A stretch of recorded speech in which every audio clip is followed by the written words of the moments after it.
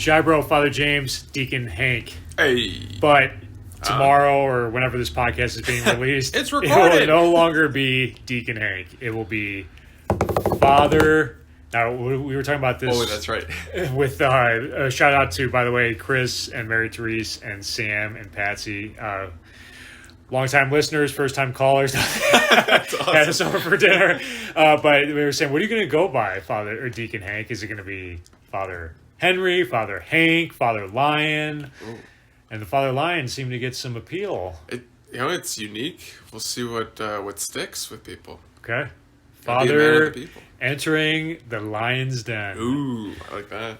No But spin Father Hank, he will be father on Monday, June 29th. That's the day of his ordination. We've been very much looking forward to this. Yes. And it is also the solemnity, which makes it kind of cool, of Saints Peter and Paul, their martyrdom. Saints Peter and Paul. So Peter has another feast day, Right. February 22nd, Of course. which is the chair of St. Peter. It's a great chair.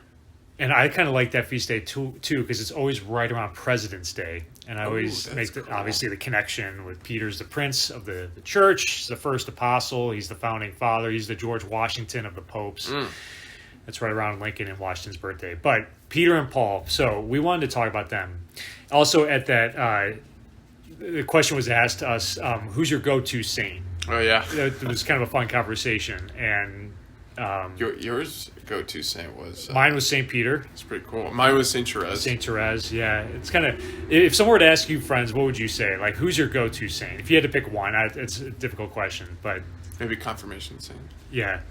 Saints Peter and Paul. So, okay, Peter, Paul, different personalities, but they're brothers. They're always kind of linked together. So if you ever go to St. Peter's Square in Rome, you see giant statue of St. Peter on the right, St. Paul on the left. Peter's got the keys of the kingdom of heaven. Paul's got the sword. Paul's usually depicted with the instrument with which he was beheaded. Because he was a Roman citizen, he had the privilege, I guess you could say, of being beheaded as opposed to being eaten by lions or crucified upside down, which is what happened to Peter.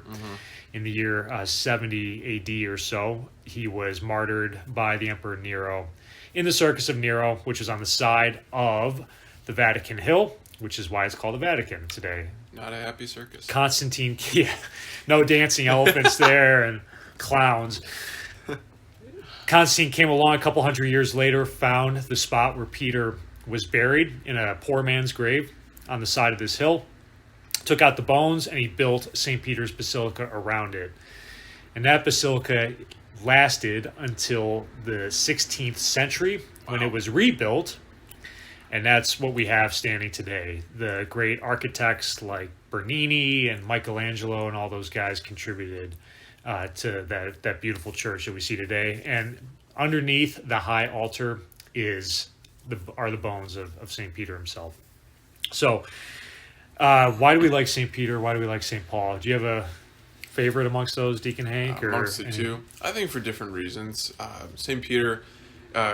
he's one of the few in the gospel stories where you really get to see his entire transformation as a disciple, being with the Lord, and that's really inspiring for me and for many others too. And with St. Paul, I love just hearing his emotion and enthusiasm in his letters. Sometimes he's angry, sometimes he's just super passionate, but he's also just a man's man. Like, he takes a beating, when he gets thrown out of a city, eating stone and stuff. I mean, he weathers the storm, literally. I think was his boat shipwrecked at one point? He was, yeah, when he was taken to Rome, shipwrecked off of Malta. So he's just a great saint to go to when discipleship is hard or we're going through trial. So many great lines from Paul in scriptures. Paul gets a bad rap, I think, sometimes. He's too hard to understand and he's stern. But if you want the more human side, I've preached about this before, read Paul's letters to Timothy.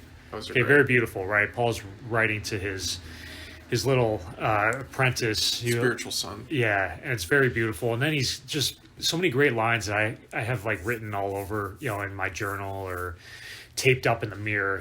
I've been poured out like a libation. That's a great one. Right. Finished the race, competed well.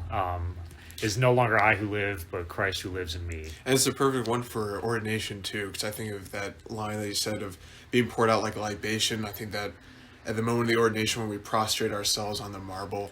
Yeah, just being totally given over. Completely pouring out your soul to God, offering yourself up. It is no longer I who live, but Christ who lives in me. You have died, and your life is hidden with Christ in God. I think that's Colossians 3:3. So many awesome lines from St. Paul. And then Hans Ernst von Balthasar had a great reflection on St. Paul. He called it an existential theology.